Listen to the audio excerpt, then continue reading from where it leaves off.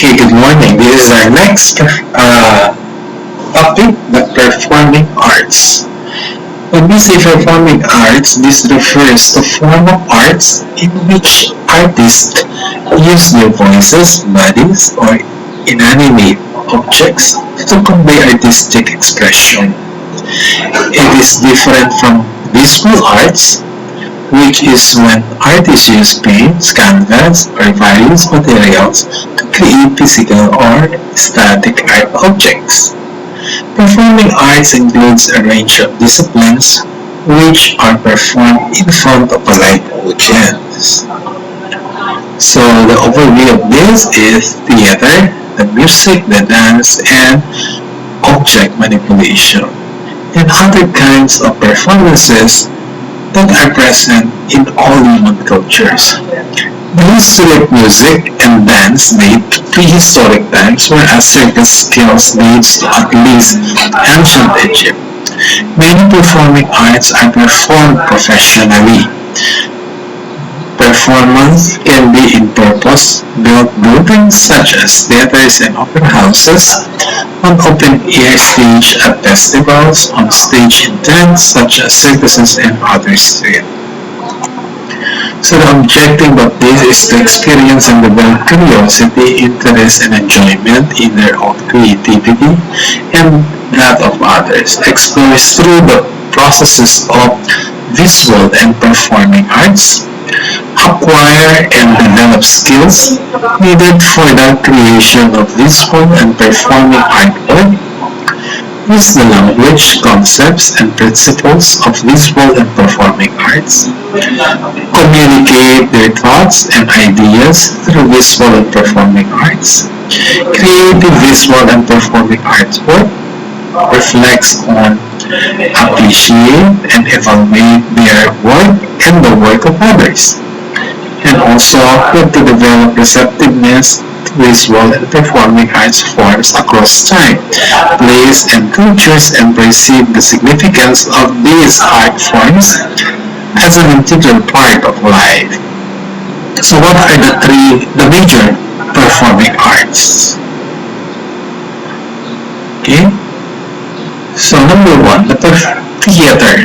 The performing arts refers to the form of arts which artist use his own face, body, and presence. The major types of performing arts includes music, opera, dance, drama, and spoken words. Music is a form of art which medium is silence and sounds. The word music was derived from the Greek and word musik, which means the art of the muses. The common elements of music includes rhythm, beats, dynamics, timbre, and texture. So the performance, creation, significance, and definition of these arts depend on the social context and culture. Music can range from organized composition up to improvisational music to aleatoric forms. So these are the types of theater arts. Okay. Then we have the music. Music can be assorted into different genres or subgenres. So although the divisions of this genre are usually bold and subtle, it is also said that there is a very strong connection between mathematics and music. So a lot of people who belongs to various cultures, music plays an important part in their lives. Music is usually associated with the way of life of different kinds of people across the land because sabi nga nila, music is a medicinal way, of treating a sick person. For example, you are mentally ill, so or stress, or ikaw ay depressed, so when you hear music, di ba, ilalabas mo yung yung sinasaloobin mo pag may problema ka. Diba? Naiiyak mo. So when you hear music, it can relax your feelings. When you hear music, pwede ka maging masaya. No? Pwede mo mailabas yung kalungkutan mo sa sarili mo. So, music play an important roles in our lives. Diba? Diba, pag halimbawa, gumagawa ka ng movie or ng theater arts, kailangan mo pa rin ng music, na background. No? There are different types of music. No? So, like sa mga clinics ngayon, for example, so, natatakot ang bata or ang pasyente kung wala silang naririnig, wala silang TV na mapapanooran. No? Because of this, kaya lahat ng, dati kasi ang clinics, white lang eh. No? So, ang tendency, iniisip mo yung gagawin sa'yo, no? Nasa mind mo. Pero when we put some sounds or audiovisual like TVs, no? Mga movies, marirelax ang pasyente. Mawawala yung takot niya sa sarili. So, music can be a sound of an instrument or a voice. Next, we have the opera. It is a form of performing arts wherein musicians and singers perform a dramatic work that conveys text, which is called the libretto and musical score. This form of art is a popular part of the Western classical music tradition. The art incorporates a lot of elements of spoken theater, including scenery, acting, and costumes. Sometimes it also includes dances. Performance in an opera is usually done in an opera house. It is also accompanied by either a musical ensemble or an orchestra. Opera originated in Italy by the 16th century and it soon spread to the rest of Europe. As it gains popularity, various musicians in Europe developed a lot of way in flourishing this form of art and made it even more popular. So these are the examples of opera. Next we have the dance. It is a form of performing arts that refers to the art of moving the body rhythmically and usually in accordance with music. It is used as a form of social interaction and expression, or it is commonly presented in a performance or spiritual setting. It is also seen as a form of non-verbal communication, a type of communication where words are not used. Definitions of what dance is really all about using varieties in each culture, society, or person. Basta the movement, no? Sayaw na yan. Mag-stamp ka lang ng feet mo, sayaw na yan. So these are examples. We have social dance, we have the hip-hop, we have the strut, no? We have the native dance, the folk dance, so marami. It varies, no? Next, we have the drama. It refers to a mode of fiction that represented in a performance. The word drama originated from the Greek word drau, which means action. Dramas are usually enacted by actors on stage for an audience. Structure of the text for dramas is usually influenced by collective reception and collaborative production.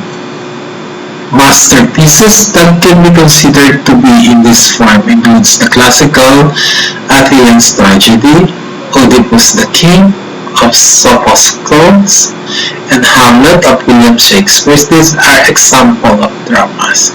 But nowadays, we have some different types of dramas. We have the Pinoy dramas, the telenovela, The teleserye, we have the K-pop drama, Korean dramas, di ba?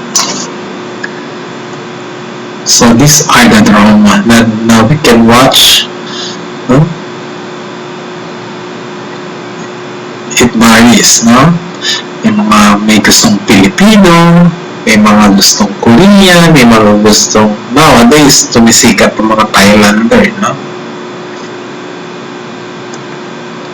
Then, the spoken word is often used as an entertainment or musical term referring to the works that are intended to be performed by a single person who will speak by himself naturally. Musically, this is different from rapping, for the latter involves rhythm, while spoken words do not follow such. Spoken words is said to be more akin to speaking or narration. In entertainment, spoken words performances are consistent of poetry, storytelling, or speeches. Aside from these 5 other forms of performing arts are musical performances, magic, musical, and other that involves the use of an artist's face and body. So the purpose of performance art is to entertain an audience using physical movements such as a dance, singing, and even in some cases no movement at all. Diba like Charlie Chaplin? Yung mga TV niya, yung mga movies niya, walang salita. No? And nowadays, uso yung mga spoken poetry. Diba? Ang daming gumagawa niyan. No? Like, these mga kabataan ngayon, no? Madaming mga gusto yung nailalabas nila through spoken poetry ginagawa nila. Diba? Nagtatalog, nagbabalitaktakan sila by means of spoken words. So the spoken words, an example of that are this mga, minsan ginagamit na rin sa mga teleserye, no? Sa mga movies.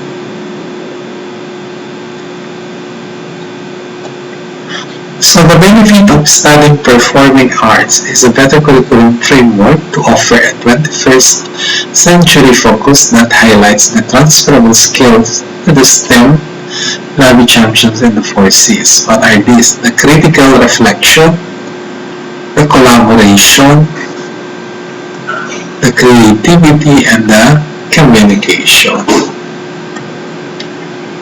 So for your activity, let's make an audiovisual presentation again, using your talent in singing, dancing, and acting.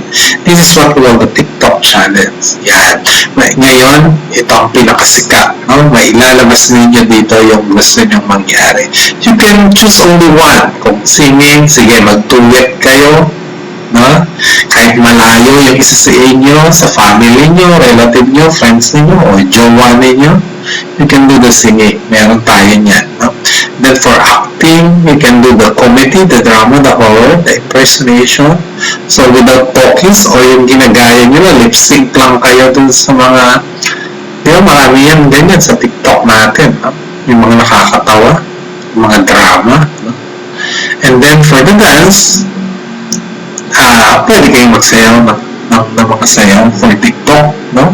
Gamitin niyo yung 3 members ng family niyo or ng relatives niyo or yung friends niyo. No?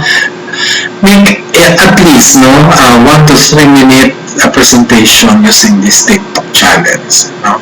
Then the submission is on the 2nd week of February 2021.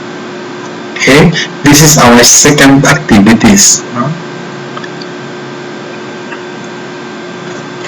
So, for that, thank you very much. This is your art appreciation teacher, Nelson Angeles. Good day, everybody.